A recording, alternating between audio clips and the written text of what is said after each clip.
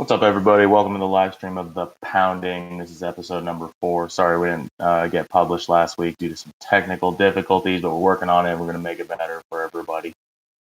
Breaking down UFC Fight Night. Sean Strickland versus Abusupian Magomedov at the UFC Apex in Las Vegas. So this is for July 1st, starting at 4 p.m. Eastern Time. It's a little bit of an earlier start here. We'll go ahead and jump right into it. So the curtain jerker is Alexander King Kong Romanov versus Blagoy Ivanov. Could be an exciting fight.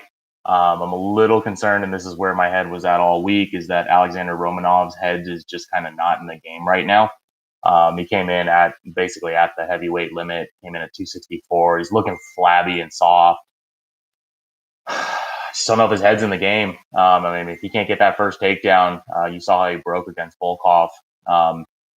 He's a big boy. He's 6'2", 75-inch reach going against Blagoy's 5'11", 73-inch reach. Both of them were pretty late to the scales, but not a huge surprise on the heavyweight side. So, this one's, I want to say dogger pass. The over is 1.5 rounds at -205, which, is a little strange because I think Romanov's only path to victory is an early finish here.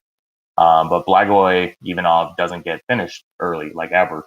So I think this is going to be a very small sprinkle on Blagoy Ivanov. You're getting plus money at plus 105, plus 110, plus 115, depending on where you're booking at. I'm never in the business of laying Alexander Romanov chalk after the last several showings. I know that was against, a decent step up, but Blagoy's been there with the best of them as well, too. So I think, dog money, you get a little bit of value there. I think that's actually a pretty good line. So I'm going to go ahead and take Blagoy Ivanov at plus money there. Going into fight number 2. You got Ivana Petrovic making a UFC debut. She started at a -130 this week. She steamed all the way to -215. Pretty girl, too. Luana Carolina is opened at, plus 110. She's all the way to plus 185 now. Over is obviously steamed over 2.5 rounds, -240. She's giving up a little bit of size, but she's been in the UFC. She's got, decent-ish resume. It's not great, but, she's got 6 fights in the UFC. That's better than no fights in the UFC.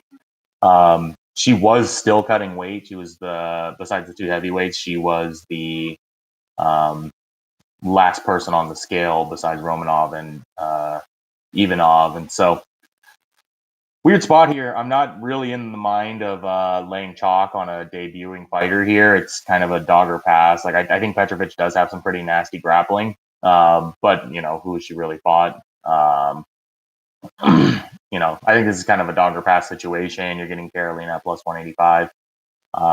Perfectly fine to sit this one out as well, too, if you're not interested in it. But at plus 185, I think, quarter of a unit worth a sprinkle there. Definitely not going to be touching the total.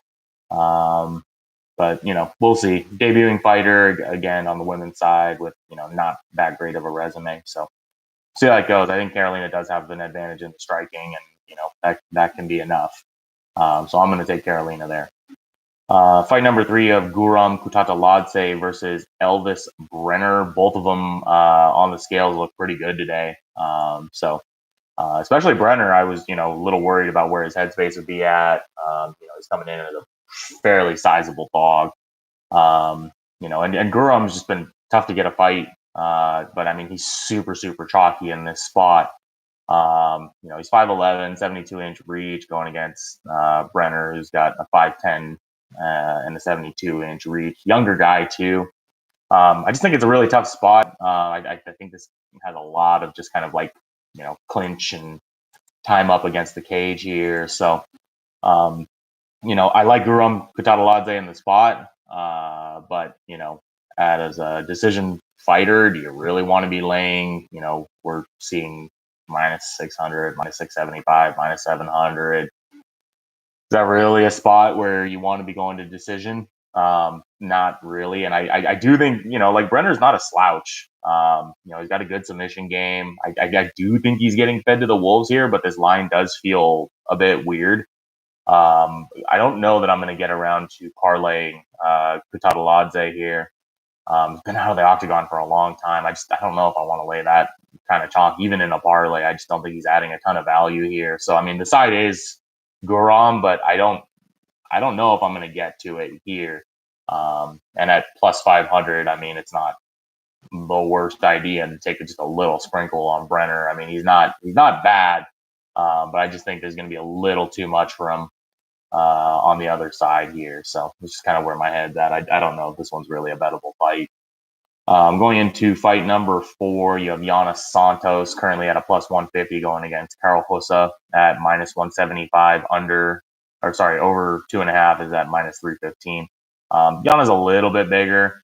And, Carol Hossa has, she's losing the top 15 fighters. She's got an okay record. But I think this is a low skill women's MMA here. I do think it's interesting. Like Santos has a 3-inch height advantage and an inch on the feet. But I think Carol Hossa is just a little bit more polished as a fighter. I think she's a little more gritty when it comes to the wrestling.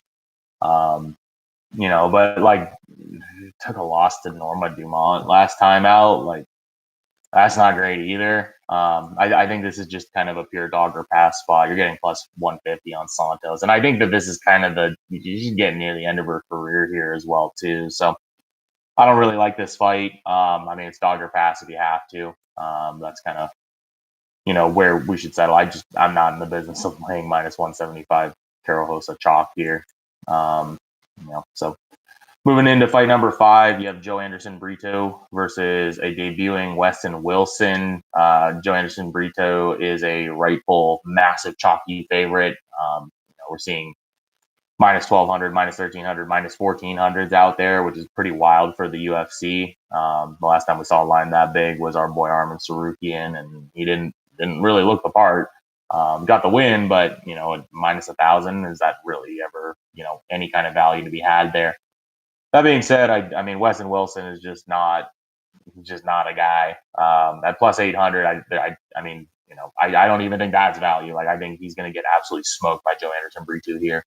He's 0-3 in the LFA, and Brito can obviously bang, and he's going to bring it to him from the start. But I don't think there's any value in taking him in a parlay. I do think that the way to attack this is going to be Brito. By finish early, likely KO, TKO, but will Weston Wilson, kind of get cracked and then just give up his back and take the sub? Very, very possible. I do think that this is a Brito finish in the first round here. He is giving up a size advantage. I guess, maybe Wilson could, sprawl out and try and keep some space. I just don't think it's possible in the smaller octagon here. So the side is Brito, but I just don't think there's any value. I think it's Brito in the first round, and he's priced like it. He has to hit that, and even that's a little bit chalky there. So I don't know if that might just be one where you just watched Weston Wilson get his ass kicked, and that's going to kind of be it. I don't think there's a whole lot of value left in this fight here. But the rest of the card is pretty exciting here. I'm really excited for this next fight. You have Hanat Fakhretdinov going against Kevin Lee, who's coming back from ACL surgery. I think he had both of his knees blown out. Coming back, it's a bummer that there's not a weight class kind of in between 155 and 170. Because that's kind of where he fits. He's a little too big and he struggles making 155, and he looked absolutely jacked at 170. But that being said, I mean, that's a lot of bulk and muscle that he doesn't normally carry around on fight day, and you do have to worry about the cardio a little bit. He's giving up a decent size advantage. Hanat Fakhretdinov's got he's 6 feet tall going against a 5'9" Kevin Lee. But Lee's got those really long arms, trains out of TriStar. I mean, it's a good, it's a decent gym. But this is one of my locks on the card. I love Hanat Fakhretdinov in this spot. You saw him absolutely just smother Brian Battle, who, that's a win that's aged pretty well here. Lee is a longtime UFC vet. He's fought the very best of the welterweight division, and most of his losses are to the contenders and the champions. But Hanat's just a fucking beast, and they both look good on the scale. But I think Hanat is an absolute lock here. The over's 2.5 and minus 160. Lee is tough, but he does, have a tendency to gas a little bit late. He's never lost the first round. I do think he's going to come out banging, and I do think that there's actually a decent chance to get some Bakardinov value maybe after the first round if Kevin Lee comes and dumps the gas tank and is really trying to get a finish. But Bakardinov just a tough son of a bitch, and I like Kevin Lee. It's nothing against him, but I mean, Hanat's just I think on another level, and as they say, there are levels to this. So Hanat Bakardinov is my first lock on this card, and I do think it's okay to take some parlay equity. I wouldn't go crazy with it, but I do think maybe a half a unit to a unit of parlay equity definitely makes some sense. In terms of just kind of mining some value on this card. Moving into fight number 6, you have Nursultan Ruziboev versus Bruno Ferreira. Bruno Ferreira absolutely slept Hobocop Rodriguez out last time. The kid's an absolute Hulk. He's fucking shredded out of his mind. I absolutely love him. He's a very exciting fighter to watch. Currently carrying that pretty 10-0 record as well too. But he's given up a decent size advantage to a debuting Ruziboev who's got a kind of a crazy amount of experience for being 29 years old. He's 34, 8-2 in MMA. That's a lot of damn fights. But who knows? I mean, there's a bunch of obscure guys, kind of on the regional scene and whatnot. But he's a very active fighter, and I, definitely not going to take that away from him. I don't know that I love this line. I mean, you have Bruno Ferreira is, minus 215 now. And Ruziboev's at plus 185. I think that might be a little on the wide side. I do lean Bruno Ferreira here. I mean, the kid can just absolutely bang. All of his wins are by finish, and that's all 10 of them. And he pretty much never makes it out of the first round here. So, is Ruziboev wily enough to not get into that range with him? Maybe. I definitely think the lean is Bruno Ferreira here. There's not a whole lot to break down here. I think if this maybe goes past 1.5 rounds, just because we haven't seen Ferreira get there, because Ferreira is going to bring it early, then you might have you might get Ruziboev at like plus 400. After the first round, and might be worth a sprinkle, but I probably won't be taking it. I do think Bruno Ferreira is really, really interesting. And I think that he should be able to just to find a finish here as well too. So going into the main card, you have Benoit Saint Denis against Ismael Bonfim. I absolutely love this fight. Ismael Bonfim, came up with his brother Gabriel. A couple of really solid lightweight prospects.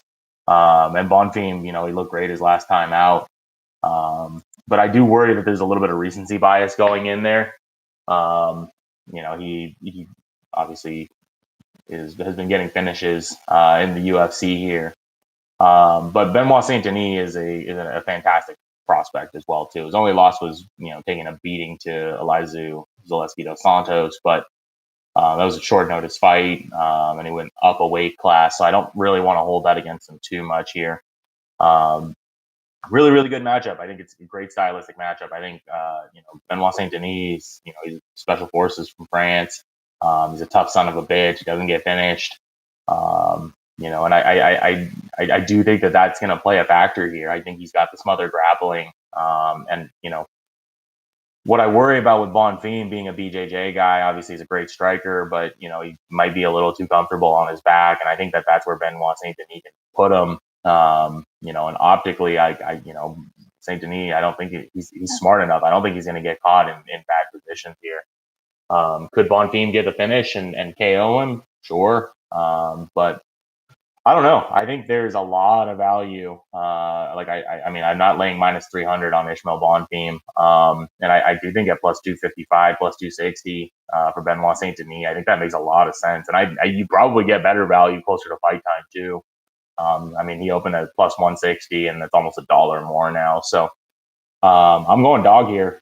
Give me Benoit Saint Denis. I think the over at minus 185 for 1.5 rounds. I probably won't touch that.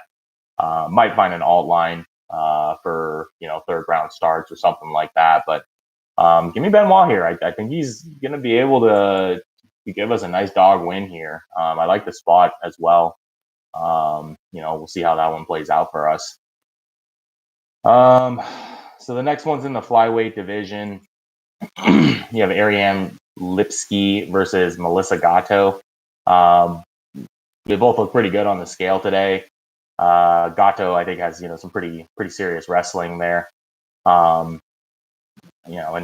was it a close decision against Tracy Cortez? I could have gone either way. I was actually at that fight in Phoenix. But Ariane Lipski's, she's got an inch of height. She has given up a little bit on the reach side. And I do think she has a little advantage on the striking here. Cute girl too. This one I think is just pretty straightforward. It's a dog or pass spot for me. Lipski was solid against JJ Aldrich. Ground game is okay. It's definitely not on the level of Melissa Gatto. But Gatto I think is still pretty green. Her resume is a little soft besides Tracy Cortez. But she should be a stronger fighter on the mat. I just think at this price, like just laying minus 225 Melissa Gatto ever feel good? Probably not. I think it's a dog or pass spot. Lipski at plus 190. I don't think I'm going to get to this one. We'll see where we're at in the night as we get to that fight. But I do think that, if it gets to like plus 200 or more, Lipski for a little sprinkle. But, it's women's MMA. It's still kind of on the way up here. I don't know if I'm really going to get to that fight.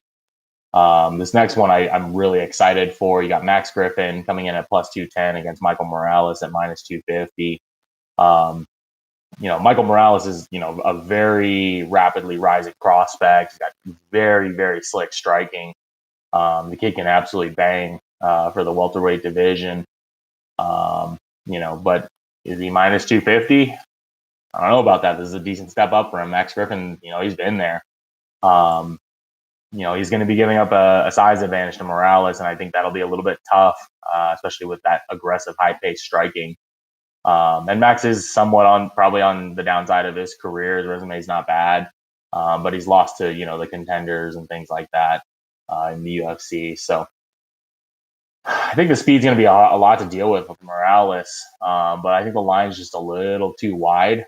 And Griffin looked fired up on the scales today. I think I am going to sprinkle a little bit on Griffin plus 210 here. And this is another line that I think could probably keep steaming. You might be able to wait this one out and get closer to a plus 300. And I think that line's a little bit disrespectful to Griffin. I actually have this line, closer to like 180 for minus 180 for Michael Morales and like plus 150 for Max Griffin. So, if you're going to give me, something that can start pushing, a dollar worth of value beyond that. I do like Griffin in this spot. This is going to be a big test for Michael Morales here. So it should be an absolutely exciting fight. I'm definitely looking forward to it. Co-main event, you have Damir Ismagulov and Grant Dawson going at it. This is lined at basically a pick'em now. Damir has a very impressive resume. He's, more of a decision guy at this point in his career. Dawson has switched gyms to American Top Team. That's been widely documented, and obviously you've probably heard about it at this point in the week. Kid's a nasty grappler. Nice even matchup. They're both 5'10". Reach is about the same. Ismagulov has a little bit of a reach. But I am a little bit concerned about Damir Ismagulov. He tried to retire, then he got one more fight in his contract. I do think he's probably just trying, he's not really going to make a run at the championship here. So tough to say. I think Dawson's a great prospect. He opened as a plus 140 dog and it's a pick 'em now. So a lot of the betting public has already come in on Dawson here. And I think if you could get Dawson at plus 140, I would probably say that that's worth a sprinkle. But Damir looked all right on the scales. I don't know how motivated he is, which is a little bit of a concern here. But I think I'm going to go Damir Ismagulov one more time, just see if he can leave a statement. He's not old. The guy's only 32. I mean, he looks old. I mean, this is a big step up for KGB, and time to really put to the test. That competition that he's getting at ATT. I really like this fight. I think it should be really exciting. And if Ismagulov's head's in the game, he should be able to outpoint here. So I'm actually going to go for probably about a half a unit or so on Ismagulov. But if this line keeps going in favor of Dawson, I'm going to keep waiting that out and see if I can get Ismagulov at plus money here, maybe like a plus 105, plus 110. I would not feel good about laying minus 120, minus 130 on Grant Dawson in the spot. But we'll see how that goes. I mean, I do think Dawson is ascending and Ismagulov is descending, but they're at pretty different points in their career right now. So we'll see how this one plays out. It should be a very exciting fight. Definitely get a cold beer for that one. Then your main event, you got Sean Strickland versus Abasupian Magomedov. Strickland, kind of lives in that top five for the middleweight division. Good volume striker, not really showing any KO power at this point. Magomedov is, kind of, more of a not your very prototypical daggy wrestler, but he does have some pretty filthy wrestling and sambo, and some pretty good striking with it. He fought for a championship in PFL, lost that one, but I think he just has more finishing potential, especially if he can get this thing onto the mat. Give me the off plus money. He's plus 125. He opened as a plus 145, so a little bit of money's been coming in on that side. Strickland's been good as a favorite. I don't really have anything bad to say about him, but I just think there's more path to victory for Magomedov here, and I kind of like the spot. It's never going to be an easy out with Sean Strickland here, but I just think there's more paths to victory, and I don't know that Strickland's going to be able to find a finish here. So looking at Abasupian here at plus money, I feel like it's a good spot. Looking forward to this card a lot, guys. So appreciate everybody for tuning in. We'll look forward to doing it again next week.